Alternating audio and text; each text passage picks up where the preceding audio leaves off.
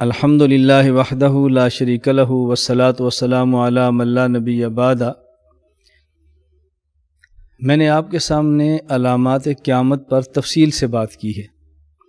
قیامت کی بعض علامات چھوٹی ہیں جنہیں علامات صغریٰ کہتے ہیں، اور قیامت کی بعض علامات بڑی ہیں جنہیں علامات کبریٰ کہتے ہیں۔ بڑی علامات کبریٰ میں سے ایک علامت حضرت مہدی کا پیدا ہونا ہے، اور ایک بہت بڑی علامت حضرت عیسیٰ علیہ السلام کا آسمان سے نازل ہونا ہے۔ نازل ہونے والے حضرت مہدی کے اوصاف کیا ہیں؟ حضرت مہدی کہاں پیدا ہوں گے، کہاں وفات ہوگی، کارنامے کیا ہوں گے، ذرا اس کو بھی سنیں۔ آمد مہدی، یہ نہیں کہنا ظہور مہدی بلکہ آمد مہدی۔ حضرت مہدی آئیں گے، پیدا ہوں گے، یہ نہیں کہ پیدا ہو چکے اور ظاہر ہوں گے۔ ہمارا عقیدہ یہ نہیں کہ ظاہر ہوں گے، ہمارا عقیدہ پیدا ہوں گے۔ آمد مہدی حضرت فاطمہ رضی اللہ عنہ کی اولاد سے ہوں گے۔ نام ان کا محمد ہوگا، والد کا نام عبداللہ ہوگا۔ رسول اکرم صلی اللہ علیہ وسلم کے شکل اور کردار میں مشابہ ہوں گے۔ دنیا میں کفر کا غلبہ ہوگا، حتیٰ کہ شام اور قسطنطنیہ پر بھی عیسائیوں کی حکومت آ جائے گی، اور اسلام سمرتا سمرتا مدینہ پہنچنا شروع ہو جائے گا۔ حضرت مدینہ میں ہوں گے، مدینہ میں باتیں شروع ہو جائیں گی کہ حضرت مہدی کو تلاش کرنا چاہیے۔ یہ وہاں سے مکہ مکرمہ چلا جائیں گے، اور مکہ مکرمہ حجر اسود اور مقام ابراہیم کے دوران یہ طواف میں ہوں گے، تو بعض لوگ ان کو پہچان کر کہیں گے یہ مہدی ہے، ہمیں ان کی بیعت کرنی چاہیے۔ اور اس وقت غیب سے آواز بھی آئے گی کہ یہی مہدی ہیں جو اللہ کی طرف سے حاکم اور خلیفہ متعین ہیں، اور لوگ ان کی وہاں بیعت شروع کر دیں گے۔ حضرت مہدی وہاں سے مدینہ آئیں گے، رسول اللہ صلی اللہ علیہ وسلم کی قبر مبارک کی زیارت کریں گے۔ وہاں سے شام آئیں گے، نصارہ سے جہاد کریں گے اور شام پر فتح حاصل کریں گے۔ پھر قسطنطنیہ جائیں گے، وہاں پہ فتح حاصل کریں گے۔ پھر واپس شام کے علاقے میں آئیں گے۔ عصر کی نماز کا وقت ہوگا کہ حضرت عیسیٰ علیہ السلام دو فرشتوں کے کندھوں پر ہاتھ رکھے ہوئے دمشق کی جامع مسجد پر مینار پر اتریں گے، اور وہاں سے سیڑھی کے ذریعے ان کو مسجد میں اتارا جائے گا۔ حضرت مہدی فرمائیں گے نماز آپ پڑھاؤ۔ عیسیٰ علیہ السلام فرمائیں گے میں نے تو دجال کو قتل کرنا ہے، میری وہ ذمہ داری ہے، مصلی آپ کے نماز آپ خود پڑھائیں۔ حضرت مہدی پڑھائیں گے تو حضرت مہدی 40 سال کی عمر میں خلیفہ بنیں گے، 7 سال تک خلافت کا نظام قائم کریں گے، اور 47 یا 48 عمر میں انتقال فرما کے دنیا سے رخصت ہو جائیں گے۔ حضرت عیسیٰ علیہ السلام کہاں نازل ہوں گے، کیا کام فرمائیں گے، اور کہاں ان کی وفات ہوگی، ذرا اس کو بھی دیکھ لیں۔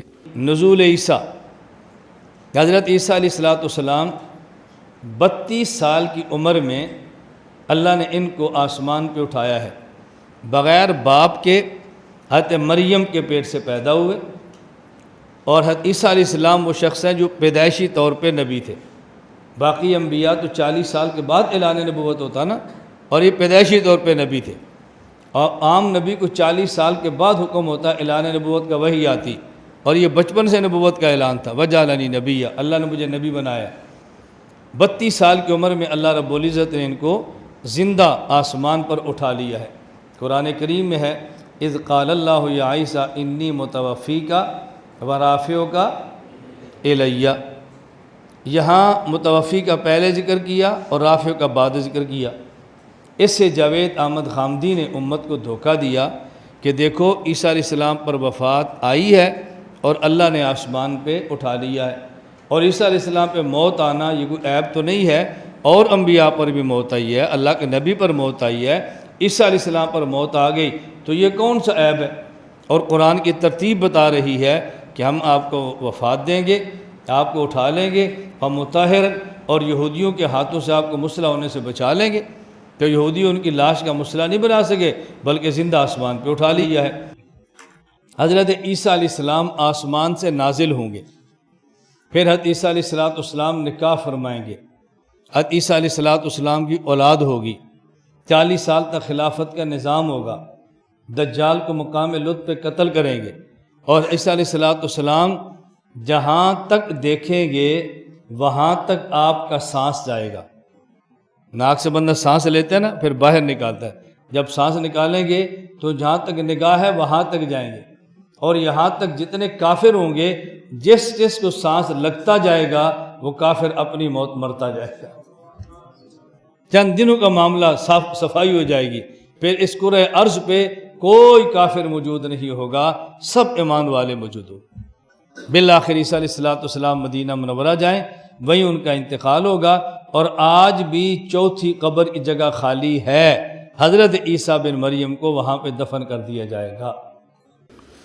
یہ میں نے دو باتیں بطور خاص اس لیے کی ہیں کہ ابھی کچھ عرصہ قبل ملیشیا میں ایک آدمی نے مہدی ہونے کا دعویٰ کیا جس کا نام مصطفیٰ ہے۔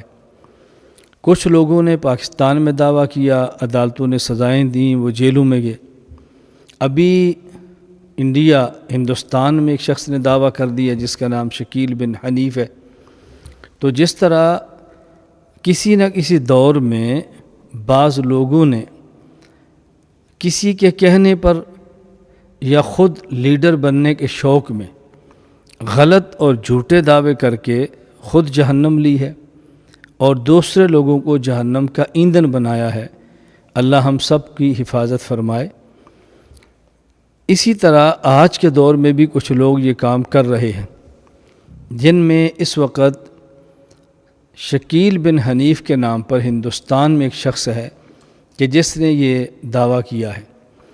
آپ اس کا بیک گراؤنڈ دیکھیں، آپ اس کا پس منظر دیکھیں، آپ اس کا نام دیکھیں، پیدائش کی جگہ دیکھیں، تعلیم دیکھیں، اس کے کام نہیں کرتوت دیکھیں، مسلمانوں میں تفریق کا سٹائل دیکھیں، تو کیا ایسا شخص مہدی ہو سکتا ہے؟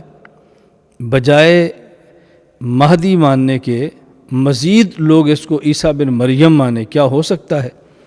حضرت عیسیٰ علیہ السلام بغیر والد کے پیدا ہیں، والدہ کا نام مریم ہے۔ اللہ رب العزت نے زندہ آسمان پہ ان کو اٹھایا ہے، آسمان سے پہلے، قیامت سے پہلے آسمان سے نازل ہوں گے۔ اب بتاؤ، اتنی واضح صفات ہونے کے باوجود پھر بھی اگر کوئی شخص حماقت اور پاگل پن کی بنیاد پر یہ دعویٰ کرے کہ میں عیسیٰ ہوں، وہ قادیان کا غلام محمد ہو یا وہ ہندوستان کا شکیل بن حنیف ہو، کیا اس کو مانا جا سکتا ہے؟ اسی طرح مہدی ہونے کا دعویٰ کرنے والا کو ملیشیا کا ہو یا یہ دعویٰ کرنے والا کو ہندوستان کا ہو، کیسے تسلیم کیا جا سکتا ہے؟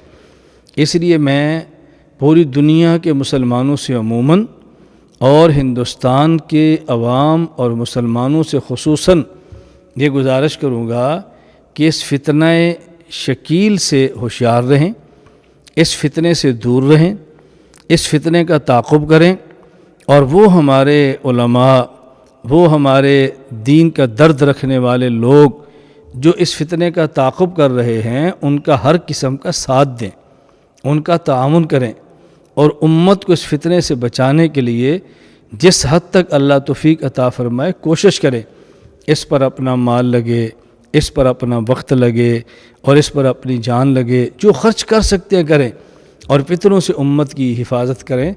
جو شخص فتنوں سے امت کو بچاتا ہے، اللہ رب العزت اس کو اتنا بڑا اجر عطا فرمائیں گے جس طرح صحابہ کرام رضی اللہ تعالیٰ عنہم کو اجر عطا فرماتے تھے۔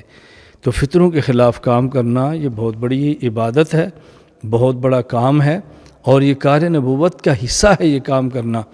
میں اس لیے ایک تو وہ تمام حضرات جو ہندوستان میں شکیل بن حنیف کے فتنے کے خلاف کام کرتے ہیں، ان کی تائید بھی کرتا ہوں، ان کے لیے دعا بھی کرتا ہوں، اور جس حد تک ممکن ہو ہم تعاون بھی کریں گے انشاءاللہ العزیز۔ اللہ ان کی اس محنت کو قبول فرمائے، اللہ رب العزت اپنے شان شان اجر عطا فرمائے، اور باقی لوگوں سے ان سے تعاون کرنے کی درخواست کرتا ہوں، اور جہاں تک ہماری آواز پہنچتی ہو ان سے گزارش کروں گا اس فتنے سے خود کو محفوظ رکھیں، اپنے خاندان کو محفوظ رکھیں، محلے والوں کو محفوظ رکھیں، اپنے گاؤں اور شہر والوں کو بچائیں، اور اس فتنے سے جس حد تک بچ سکتے ہیں بچیں، اور اس فتنے کے خلاف کام کرنے والوں کا جس حد تک تعاون کر سکتے ہیں کریں۔